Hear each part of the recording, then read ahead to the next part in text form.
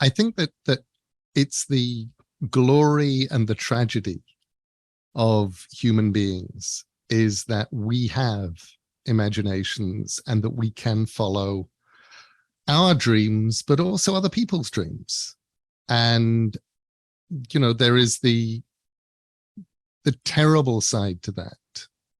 There is the ability of people to just go, okay, right, everybody with blue eyes is a bad person. And suddenly all of the people with blue eyes are being rounded up and put into camps. And on the other hand, there is, you know, there are the things that we get right. I feel like, you know, democracy is an incredibly fragile idea. It's manipulable. It when it goes wrong, it tends to go wrong because, you know, democracy works if you have an informed electorate, but who is doing the informing? How are they informed? Are they being lied to? Can you police this? All of that kind of thing is happening, but you can still inspire people. You can still get the idea across to people that they can be better, that they can do better, and you can give them stories that they then can take and improve with. I never understand when people start talking about some stories being bad because they're escapism. And for me, I'm with C.S. Lewis and J.R.R. Tolkien, when they said the only people who really hate escape are jailers.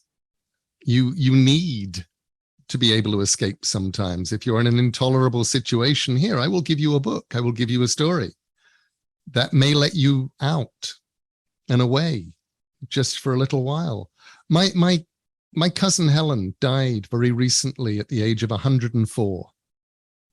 And she would have been a 22-year-old in the Radomsk ghetto in Poland. During the war, the Nazis had imprisoned them all in the ghetto. They had told them that there were to be no books. If you were caught with a book, it would mean a bullet in the head. Terrible things were happening. You know, you'd get people being, anyway, awful things were happening. But Helen, who was doing a sewing group, she was meant to be teaching sewing and dressmaking to the little girls younger than her in the ghetto, but she was actually teaching them mathematics and languages, and she was determined to teach them what she could. She got hold of a copy of Gone with the Wind in Polish translation, and she would stay up late every night reading a chapter or two chapters with her windows blacked out so that she could read the story.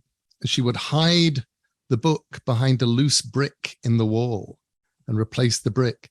And then when the girls came in, she would tell them the story of what she had read in the previous chapter the night before. And just for an hour every day, those girls in the ghettos, whose parents had already been taken off, many of them, and sent to the gas chambers, they got to escape. And that facility of the brain, the fact that you can engage the imagination, for me, is a gift that we have. It's something incredibly special. It sets us apart, and it's a responsibility. So as a story, as the maker of stories, as a maker of fiction, I feel like my job is always going to be to try and inspire, to try and give better ways, and to try and teach, even if what I'm doing is just giving you a place to go and dream.